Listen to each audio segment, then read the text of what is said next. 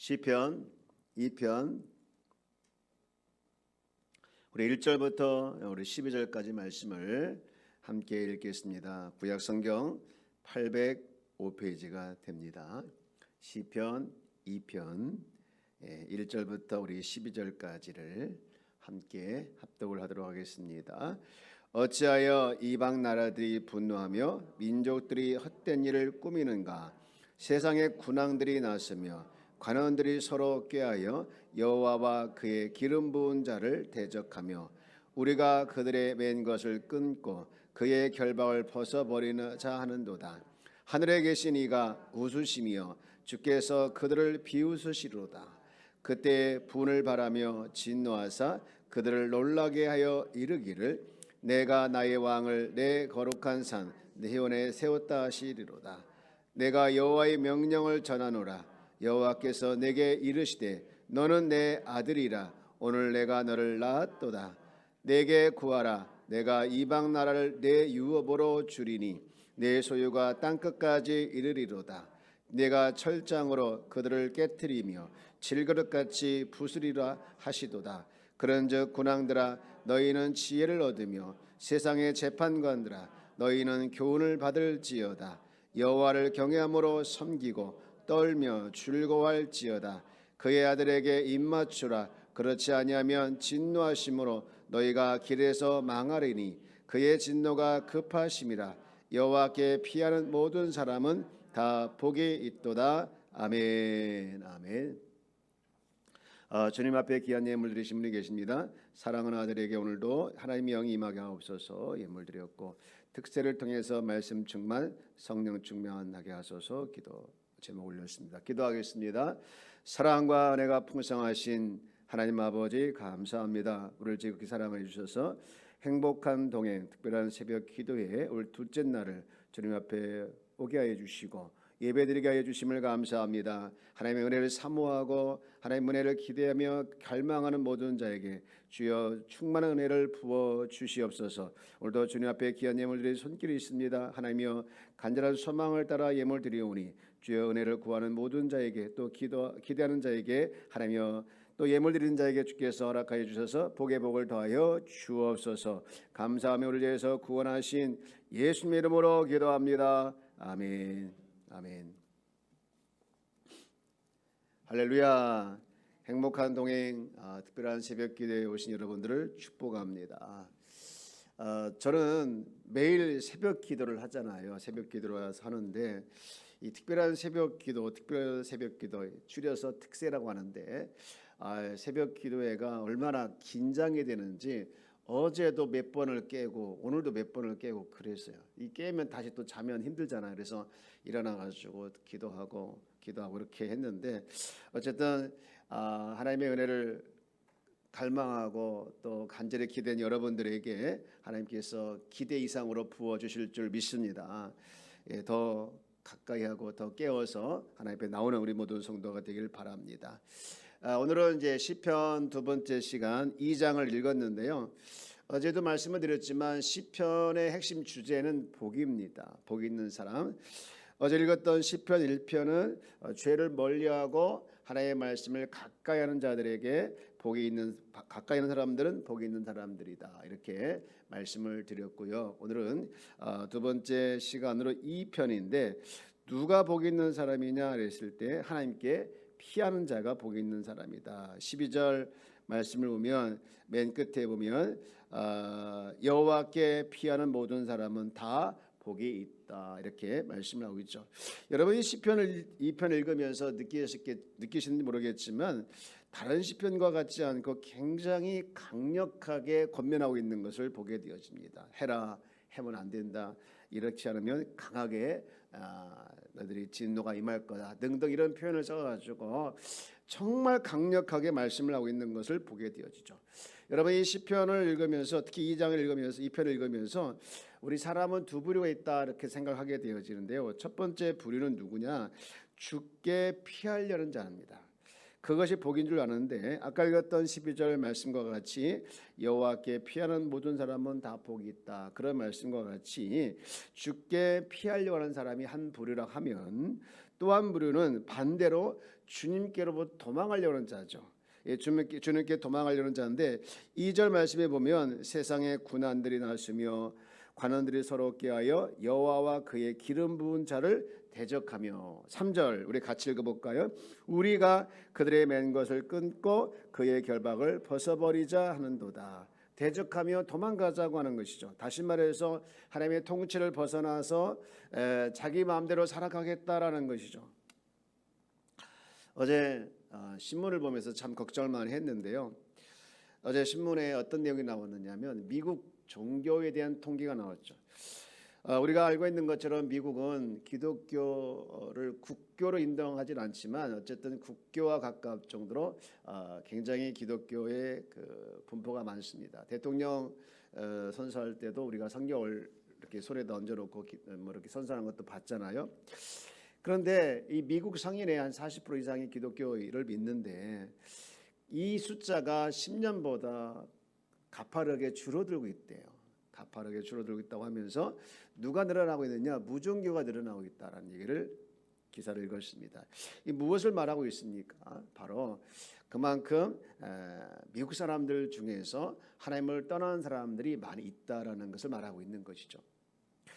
그래서 걱정입니다. 그리고 우리 사역자들한테 늘 강조하는데 우리가 다음 세대들에게 가장 중요한 것은 믿음을 키워야 된다. 그것이 절박하다. 그렇게 말을 합니다.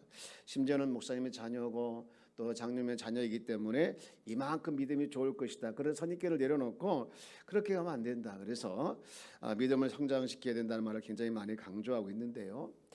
아무튼 하나님께 대적하고 또 하나님을 떠나는 부류가 있는가 하면 또 하나는 하나님을 가까이하는 자가 있다라고 했습니다. 그렇다면 이 하나님을 대적하고 하나님을 떠나는 자에 대해서 하나님께서 어떻게 반응을 하고 있는지 이게 굉장히 중요한데요. 첫 번째는요. 4절 말씀에 보면 그들을 향해서 이렇게 말씀하고 있죠. 하늘에 계신 이가 웃으시며 주께서 그들을 비웃으시리로다 라고 말씀하고 있죠. 그들에 대한 반응이 뭐냐? 하나님께서 비웃는다는 것이죠. 하나님의 관점에서 봤을 때 이 하나님을 떠나는 자들이 정말로 안타깝고 또 불쌍해 보이기도 하지만 그들의 행위가 얼마나 허탄하고 또 그래서 웃음밖에 안 나온다는 것이죠. 그런가 하면 두 번째 하나님의 반응이 나오는데요. 5절 말씀에 보면 진노하신다라고 말씀하고 있죠. 자, 우리 5절 말씀을 반씩 읽어볼까요? 시작. 그때의 분을 바라며 진노하사 그들을 놀라게 하여 이르기를 진노하사라고 해서 진노하신다라고 했죠. 하나님은요 우리 인간이 주님께 돌아오기를 너무나도 기다리고 있지만 그러나 돌아오지 않을 때 하나님께서 향하신 그 채찍은 진노라는 것이죠. 여기 재미있는 표현은 여기 분을 바란다라고 했을 때 이 분을 바란다 그 원어를 보면 코에 해당한 단어를 취하고 있어요. 마치 이 코에서 콧김이 막 불덩이처럼 확 이렇게 올라오는 그런 모습을 여기서 지금 제 연상해서 표현하고 있는데 이런 표현이 여기만 있는 것이 아니고요. 출애굽기도 보면 나와 있어요. 이스라엘 백성들이 애굽에서 나와가지고 이제 모세가 시내산에 올라가서 하나님과 대화하고 있을 그때에 아론을 중심해 가지고 그들이 금송아지를 만들죠. 그리고 거기다가 복을 빌면서 우리를 인도할 신이다, 복을 달라 그렇게 이야기할 때 하나님께서 그들을 진노하시죠. 여러분 출애굽기 32장 12절 말씀 볼까요? 거기 보면 어찌하여 애굽 사람들에게 이르기를 여호와가 자기의 백성을 산에서 줍고 지면에서 진멸한 악한 의도로 인도했는가 말하려 하시니까 하면서 쭉 내려가면서 이제 진노를 내리시는 말씀을 가지고 왜 진노를 내십니까? 진노란 말이 나와요. 주여의 맹렬한 노를 그치시고 라고 했죠. 이 노가 바로 아까 얘기했던 코에 해당되는 단어를 쓰고 있는 것이죠. 이렇게 하나님을 떠나는 자에 대해 하나님께서 진노하신다라고 말씀을 하셨고요. 그리고 또 하나는 이제 12절 말씀과 같이 하나님의 진노가 급하게 강하게 내리신다.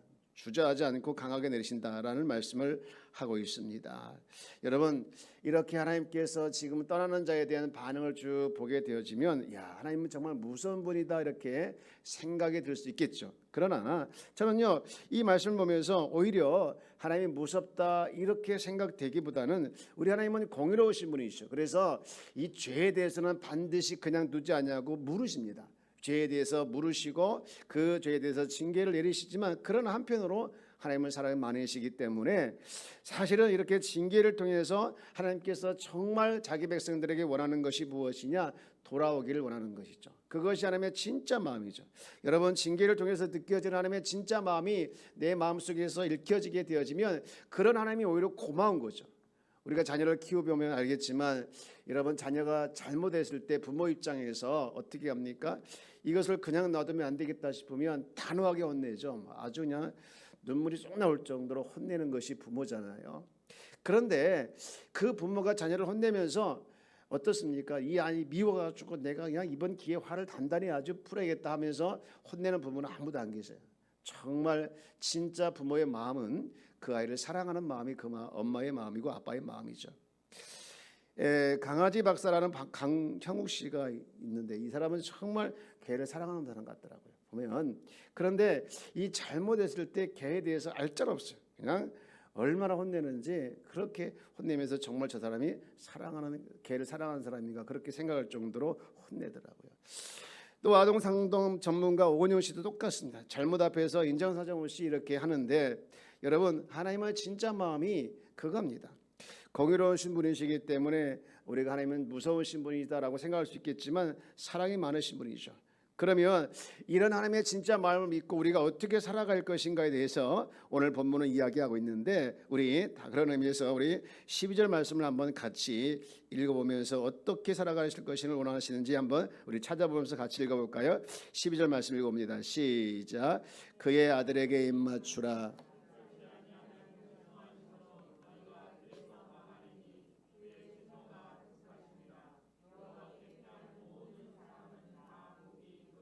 아멘. 말세를 살아가는 성도에게 분명한 길을 이 두 가지로 제시하고 있는데요.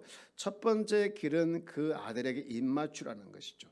그런가 하면 두 번째 길은 뭐냐? 여호와께 피하라고 말씀하고 있죠.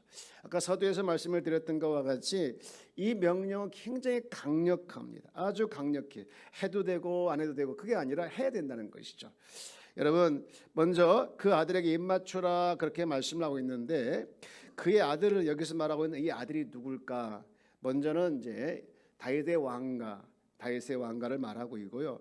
궁극적으로 하늘의 기업을 상속받은 메시아, 즉 예수 그리스도를 지칭합니다.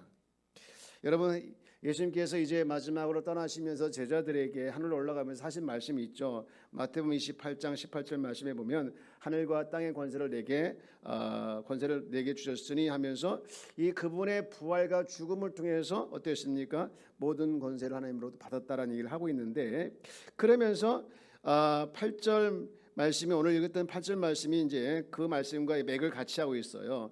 8절 말씀에 보면 내게 구하라 내가 이방 나라를 내 유보를 주리니 내 소유가 땅끝까지 이르리로다라고 말씀하고 있죠. 여러분, 이 궁극적으로 그리스도와 입맞추라고 했을 때 그 입맞추라는 그 상징적 의미가 무엇이냐라고 했을 때 세 가지로 얘기할 수 있는데요. 첫 번째는 그분을 받아들여야 된다는 것이죠. 상대방을 받아들인다라는 의미입니다. 입맞추는 것은요, 상대방을 받아들이는 거죠. 여러분, 우리가 잘 알고 있는 탕자가 집에 돌아왔을 때 아버지가 한 행동을 우리 기억하죠. 그를 끌어안고 먼저 입맞추죠. 무슨 얘기입니까? 무엇을 의미하는 겁니까? 내가 너를 조건 없이 다시 받아들인다. 그런 것을 의미하는 것이죠. 그러므로 우리가 이 만왕의 왕이신 그리스도께 입맞춘다라고 하는 것은 그분을 나의 주인으로 나의 왕으로 받아들이는 것이 이것이 입맞추는 것이고요. 또 하나는 무엇이냐? 사랑의 표시입니다. 입맞춘다는 것은 사랑의 표시죠. 막달라 마리아가 우리가 잘 알고 있는 것처럼 그는 7 귀신에 붙들려서 그야말로 지옥 같은 삶을 살아가죠. 그러다 어느 순간 주님을 만났고 그리고 그의 인생의 광명이 찾아와서 그런 다음부터 그는 주님을 깊이 사랑하게 됩니다.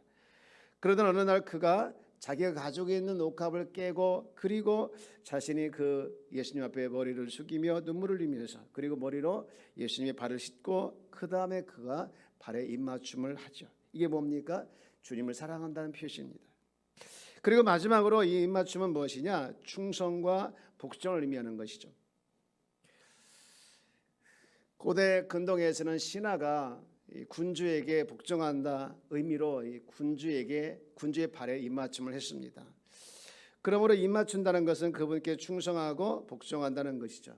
여러분 맞습니다. 우리가 정말 하나님의 자녀로서 하나님의 백성으로서 우리가 살아가기 위해서 복 있는 사람으로 살아내기 위해서는 바로 우리 만왕의 왕이신 그분을 나의 왕으로 받아들이고 그분을 사랑하고 그리고 그분께 순종하고 복종한다는 의미에서 우리가 입맞추는 삶의 모습, 이것이 오늘 우리가 회복되어야 되고 우리가 그 모습을 가져야 될 줄 믿습니다. 바울은 그분이 우리에게 왜 이런 일을 하셨고 또 우리에게 어떤 모습을 가지고 있는지에 대해서 아주 간결하게 설명하고 있는 내용이 나와요. 로마서 5장 6절 말씀입니다. 우리 한번 이 부분을 같이 한번 읽어볼까요? 시작. 우리가 아직 연약할 때 기약대로 그리스도께서 경건하지 않은 자를 위하여 죽으셨도다. 아멘.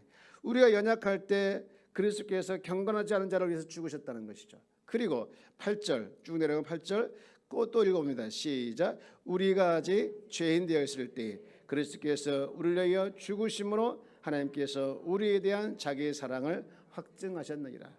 우리가 죄인 되었을 때 주님을 위해서 죽으심으로 말미암아 그 사랑을 우리에게 확증하셨다는 것이죠. 그리고 또 내려가서 10절 말씀 볼게요. 곧 우리가 원수 되었을 때에 그의 아들의 죽으심으로 말미암아 하나님과 화목하게 되었은즉 화목하게 된 자로서 더욱 그의 살아나심으로 말미암아 구원을 받을 것이니라. 아멘. 저는 이 말씀이 얼마나 은혜로 다가오고 막 가슴이 벅찬지요. 자, 우리 그런 의미에서 한번 6절, 8절, 10절을 한번 계속 그냥 한 번만 더 읽어볼까요? 6절 시작. 우리가 아직 연약할 때 기약대로 그리스도께서 경건하지 않은 자를 위하여 죽으셨도다. 8절 우리가 아직 죄인 되었을 때에 그리스도께서 우리를 위하여 죽으심으로 하나님께서 우리에 대한 자기의 사랑을 확증하셨느니라. 10절 곧 우리가 원수 되었을 때 그의 아들의 죽으심으로 말미암아 하나님과 화목하게 되었은즉 화목하게 된 자로서는 더욱 그의 살아나심으로 말미암아 구원을 받을 것이니라. 할렐루야.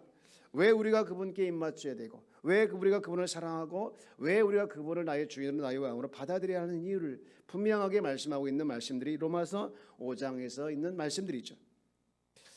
그리고 하나 더 이 시인은 이렇게 주의 자녀들에게 말씀을 쭉 하면서 약속을 하나 하고 있죠. 약속. 그것이 이제 마무리 부분을 하고 있는데 우리 12절 말씀입니다.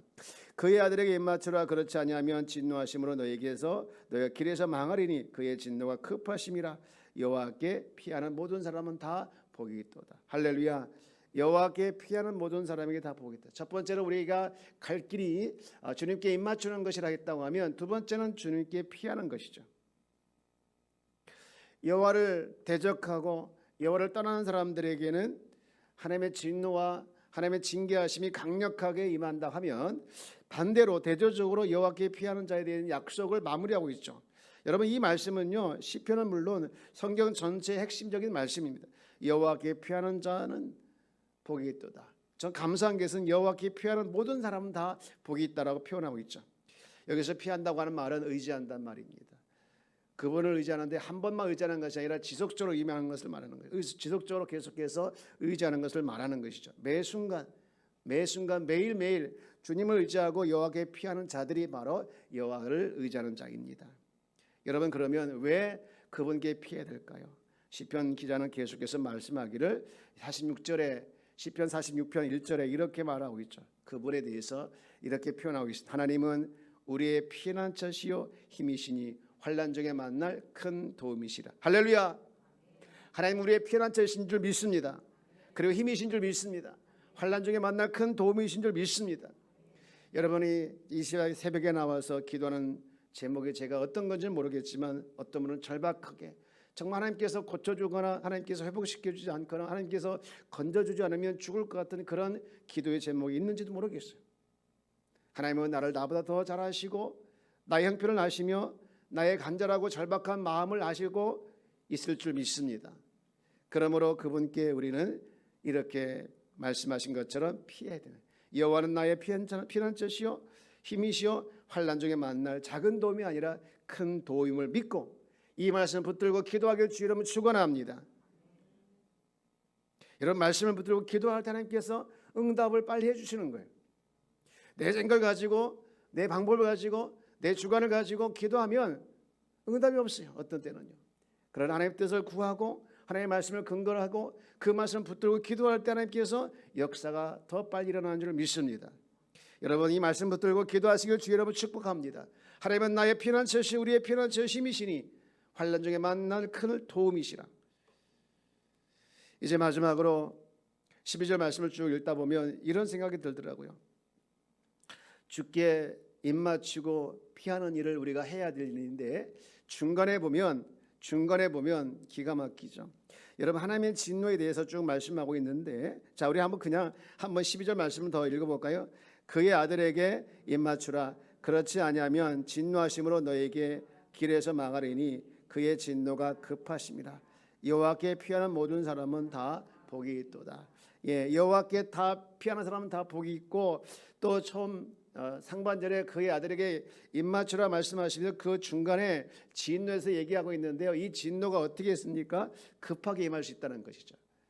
기다리다가 아니라 주께 피하지도 않고 여호와께 입맞지도 않는 그 자리에서 그 사람을 향해서 즉각 때로는 진노가 임하실 것이라는 것을 말씀하고 있는 경고죠.